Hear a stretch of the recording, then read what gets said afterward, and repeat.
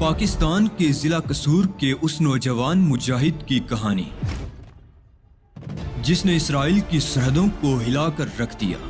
اسلام کی بقا کی جنگ لڑنے والے اس مجاہد کی طویل داستان سننے سے پہلے چینل کو سبسکرائب کیجیے تاکہ کہانی کی تمام ترقصات آپ تک ہمیشہ پہنچتی رہیں۔ اور تم مسلمان ہو؟ مقصد بتاؤ خاتون، مجھے ان باتوں سے کوئی دلچسپی نہیں ہے۔ تم ایک ایسی عورت کے اعلی کار بنے ہوئے ہو جو بیروت میں رہ کر لاتعداد لوگوں کو احمق بنائے ہوئے ہے۔ اس کا نام فرانہ نہیں مارگسیا ہے، مارگسیا کیسگارد۔ وہ یہودی ہے۔ او دلچسپ انکشاف ہے میرے لیے۔ غلط ثابت ہو تو گولی مار دینا مجھے، سمجھے؟ مجھے دیکھو، میں عیسائی ہوں اور لبنان میں رہنے والے عیسائیوں کے معاملات سے پوری دلچسپی رکھتی ہوں۔ کبھی معاملہ عیسائیوں، مسلمانوں اور یہودیوں کے درمیان ہو تو میں 100% عیسائی مفادات کو ترجیح دوں گی، سمجھے تم؟ بولتی رہو، میں نے مسکرا کر کہا اور صوفے کی پشت سے سر ٹکا دیا۔ میں دلچسپی سے اس عورت کا جائزہ لے رہا تھا۔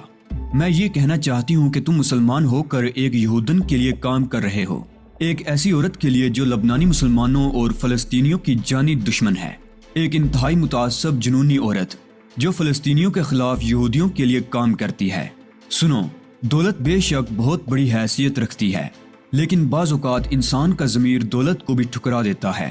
میں نہیں جانتی کہ تمہارا ماضی کیا ہے اور تم کیوں اس عورت کے ساتھ منسلک ہو گئے ہو۔ ممکن ہے تم بھی انہی نوجوانوں میں سے ایک ہو جو فرانہ کا آسانی سے شکار ہو جاتے ہیں اور پھر ہمیشہ کے لیے اس کے جال میں پھنس جاتے ہیں۔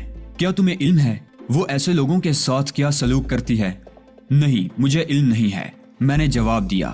میں اب بہت پرسکون ہو گیا تھا، تو میں تمہیں بتاتی ہوں۔ وہ انہیں باری رقمیں دے کر اپنے جال میں پھنسائے رکھتی ہے۔ بظاہر وہ سمجھتے ہیں کہ خاتون فرانہ کی خدمات انجام دینے کا معاوضہ وصول کر رہے ہیں۔ عموماً لوگوں کا یہی خیال ہے کہ خاتون فرانہ کا ساتھ تقدیریں بدل دیتا ہے۔ اس میں کوئی شک نہیں ہے کہ اس کے جال میں پھنسے ہوئے نوجوان مالی آسودگی میں زندگی گزارتے ہیں، لیکن ان کی اپنی شخصیت کتوں سے بدتر ہو کر رہ جاتی ہے، سمجھے؟ کتوں سے بدتر۔ مس ڈینی مارش، آپ کافی دلچسپ خاتون ہیں، ایسے انکشافات کر رہی ہیں کہ میری عقل حیران ہے۔ خوش نصیب ہو تم جو میری نگاہ انتخاب تم پر پڑ گئی۔ میں تمہیں اس کے جال سے نکال سکتی ہوں، میں نہ نکلنا چاہوں تب بھی۔ میں نے بلا تعامل کہا، میں تمہیں اس کے لیے مجبور کرنے کی کوشش کروں گی۔ میں نے تمہیں اپنے بارے میں صاف بتا دیا ہے، میں تمہیں اس سے بہتر پیشکش کر سکتی ہوں۔ تم کون ہو میں یہ نہیں جاننا چاہتی، بس میں یہ جانتی ہوں کہ تم میرے لیے کام کر سکتے ہو۔ تمہارے لیے؟ ہاں، میرے لیے۔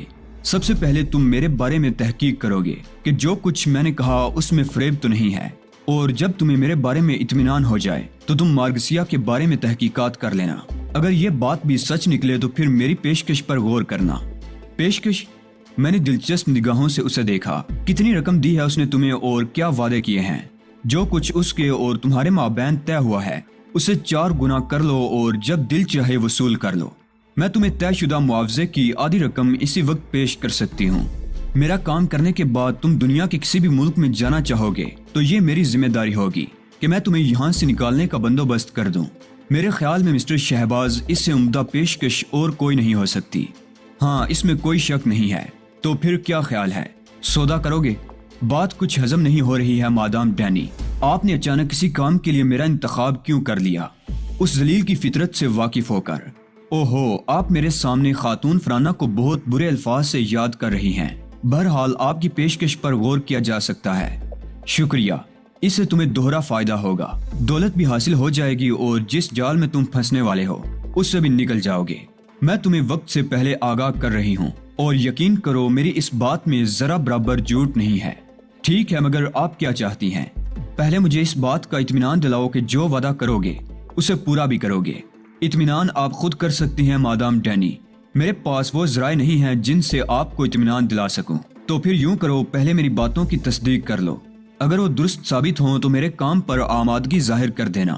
میں تمہیں اپنا فون نمبر دے دوں گی، تم مجھے فون پر آگاہ کر سکتے ہو۔ میری باتوں میں سچائی پاؤ تو میرے لیے کام کرنے پر آمادہ ہو جانا، ورنہ تمہیں اختیار ہے کہ میرے بارے میں اسے بتا دو۔ ٹھیک ہے، لیکن مجھے کرنا کیا ہوگا؟ قتل، سمجھے؟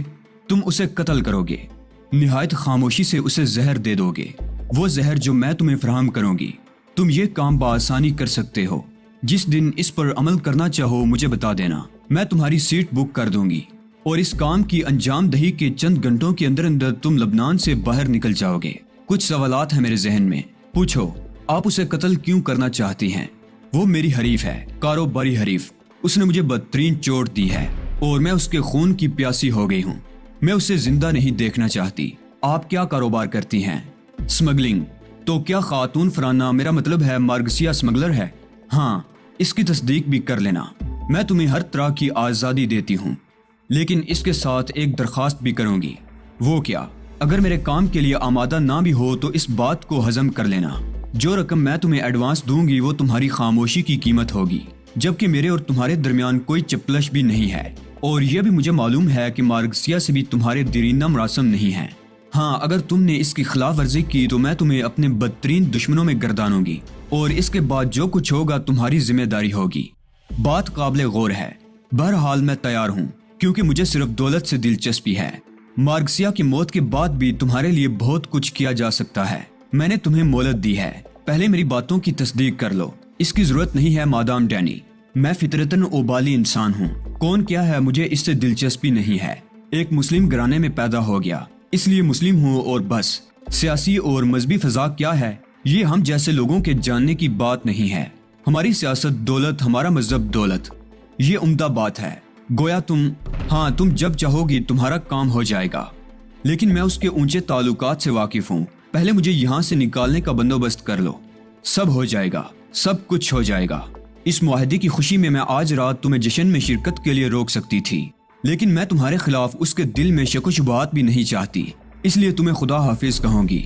بہتر ہے مادام ڈینی، آپ سے دوسری ملاقات کب ہوگی؟ کل کسی بھی جگہ۔ اور سنو، یہ رکھ لو۔ اس نے پرس کھول کر بڑے نوٹوں کی ایک گڈی نکالی اور میری طرف اچھال دی۔ یہ ایڈوانس ہے۔ او مادام، یہ مناسب نہیں ہے، آپ اسے رکھ لیں۔ کیوں؟ خام خواہ ان کی حفاظت کے لیے پریشان رہوں گا۔ فی الحال میرا اور کوئی ٹھکانہ نہیں ہے۔ او سوری، میں سمجھ گئی۔ ٹھیک ہے، پھر ملاقات کل، میں خود تمہیں تلاش کر لوں گی۔ اس نے اٹھ کر بڑی گرمجوشی سے ہاتھ ملایا اور بولی، تمہاری کار باہر موجود ہے، میرے آدمی لے آئے تھے۔ واپسی میں ذہن خاصا الجھا ہوا تھا۔ سوال ہی پیدا نہیں ہوتا تھا کہ میں ڈینی کی ہدایت پر عمل کرتا۔ اس نے میرے بارے میں جو اندازہ لگایا تھا وہ بھی حالات کے تحت تھا، لیکن میرا ذہن صورتحال کو اس انداز میں قبول نہیں کر رہا تھا، اور میں سوچ رہا تھا کہ اس کے پس پردہ کیا راز ہے۔ تاہم جب تک واقعات آگے نہ بڑھتے کوئی فیصلہ کرنا مشکل تھا۔ چنانچہ فرانہ کی رہائش گاہ کے قریب پہنچ کر میں نے ذہن کو جھٹک دیا اور کار پورچ میں کھڑی کر کے اندر چلا گیا۔ فرانہ موجود تھی، اس نے شاید کہیں سے میری کار دیکھ لی تھی۔ چنانچہ ایک ملازم سے اس نے مجھے اپنے پاس سے بلوا لیا۔ بالائی منزل کی نشست گاہ میں وہ ایک آرام کرسی میں دھنسی ہوئی تھی۔ مجھے دیکھ کر تھکے تھکے انداز میں مسکرائی اور سامنے بیٹھنے کا اشارہ کیا۔ میں کرسی پر بیٹھ گیا۔ کہاں آوارہ گردی ہو رہی تھی؟ بس یوں ہی بیروت کی سڑکوں پر۔ بور تو نہیں ہوگے بیروت سے؟ ابھی نہیں، ممکن ہے ہو جاتا، لیکن تم مل گئی ہو، اس لیے ذہن کو سکون ہے۔ ایک نہ ایک دن تم ضرور بور ہو جاؤ گے۔ میرا خیال ہے ایسا نہیں ہوگا۔ ہمارے درمیان صرف دولت کا رشتہ نہیں ہے، بس میں تمہاری شخصیت سے متاثر ہوں۔ فرانہ کے انداز میں ایک مسرت آمیز کیفیت پیدا ہو گئی۔ انسان کتنا ہی چالاک کیوں نہ ہو، کسی بھی راستے پر کیوں نہ نکل جائے، اپنی تعریف پر خوشی اس کی فطرت میں رہتی ہے۔ فرانہ کی شخصیت مشکوک تھی۔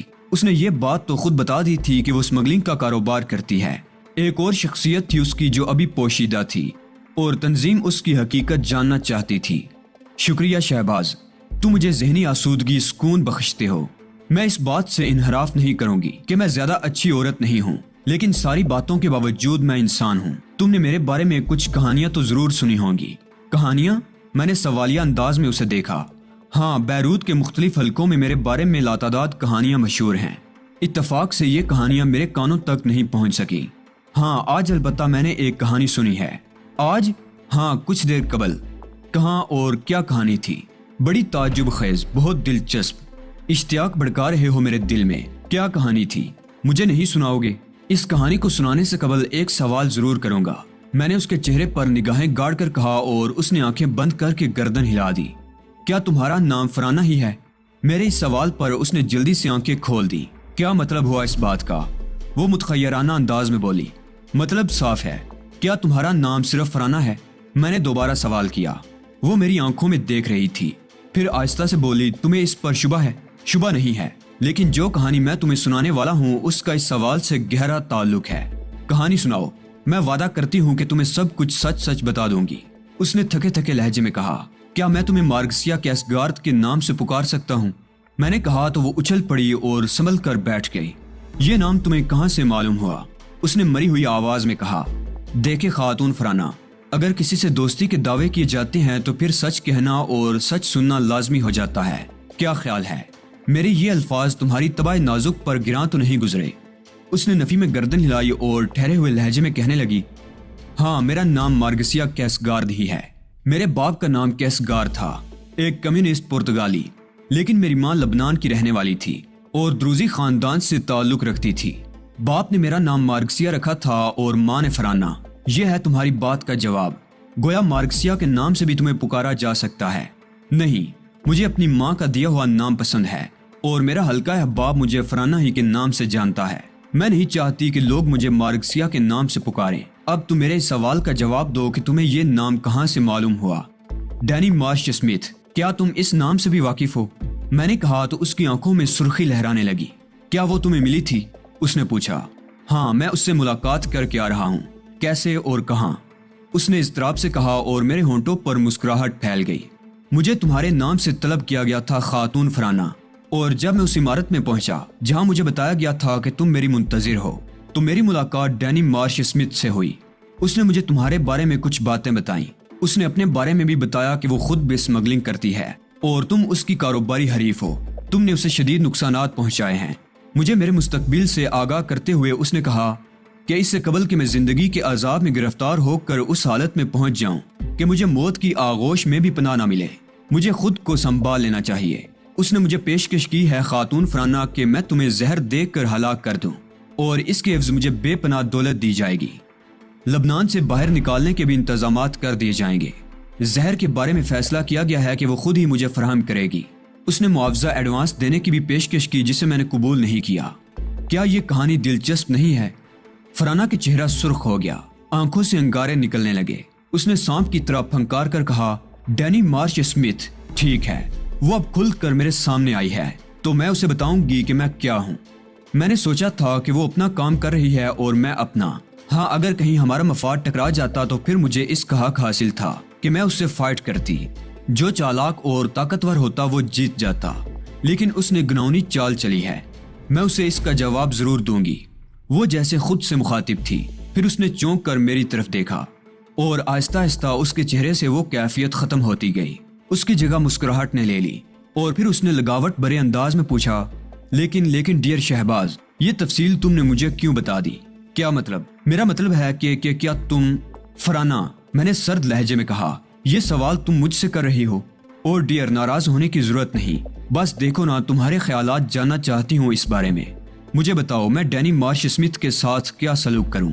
میں تم سے کیا چکا ہوں؟ کچھ ایسا چوہا بھی نہیں ہوں، ضرورت پڑنے پر بہت کچھ کر لیتا ہوں۔ اگر میرے ذہن پر تمہارا نقش ہلکا ہوتا تو ظاہر ہے میں اس موقع سے فائدہ اٹھاتا۔ تم اس کی تصدیق کر سکتی ہو کہ میں نے تم سے جھوٹ نہیں بولا۔ لیکن فرانہ یا مارگسیا، میں نے کافی دولت کمائی ہے، عیش و عشرت میں زندگی بسر کی ہے۔ البتہ ذہنی طور پر میں پہلی بار کسی سے متاثر ہوا ہوں۔ اس کا اظہار ایک بار پھر کر رہا ہوں اور اس بات کا خواہش مند ہوں کہ تم مجھے کوئی گھٹیا انسان تصور نہ کرو۔ یہ میرا حق ہے فرانہ اور مجھے ملنا چاہیے۔ میں اس محبت کو ہمیشہ یاد رکھوں گی شہباز، بس اس سے زیادہ اور کچھ نہیں کہوں گی۔ وہ جذباتی ہو کر بولی، ویسے یہ ڈینی مارش اسمتھ کیا چیز ہے؟ اس کی قوتیں کس حد تک ہیں؟ او، فضول سی عورت ہے، خود کو 30 مار خان سمجھتی ہے۔ اب تک تو میں اس لیے طرح دیتی رہی کہ مجھے اس سے کوئی بڑا خطرہ محسوس نہیں ہوا تھا، لیکن یہ جانتی تھی کہ میں اس کی نگاہوں کا خار ہوں۔ اب اس نے خود ہی بیڑوں کے چھتے میں ہاتھ ڈالا ہے تو اب نتیجہ بھگتے گی۔ وہ بھی اسمگلنگ کا کاروبار کرتی ہے؟ میں نے سوال کیا۔ ہاں، ٹھیک، اور اس کا گروہ کتنا بڑا ہے؟ خیر، اس کے بارے میں تو میں کوئی صحیح اندازہ نہیں لگا پائی اور نہ ہی میں نے اس کی کوشش کی ہے۔ اور ڈیئر شہباز، کیا تم بتا سکتے ہو کہ اس نے تمہیں کون سی عمارت میں طلب کیا تھا؟ ہاں، کیوں نہیں، عمارت کا نام براڈ وے ہاؤس تھا۔ براڈ وے ہاؤس، فرانہ نے زیر لب کہا اور پھر بولی، تم نے بہت اچھا کیا۔ مجھے چند سیکنڈ کی اجازت دو، ٹیلی فون کرنے ہیں کچھ، اور پھر تم بھی تیار ہو جاؤ، ہم ساتھ ہی چلیں گے۔ اوکے، میں نے کہا اور وہ اپنی جگہ سے اٹھ کر باہر نکل گئی۔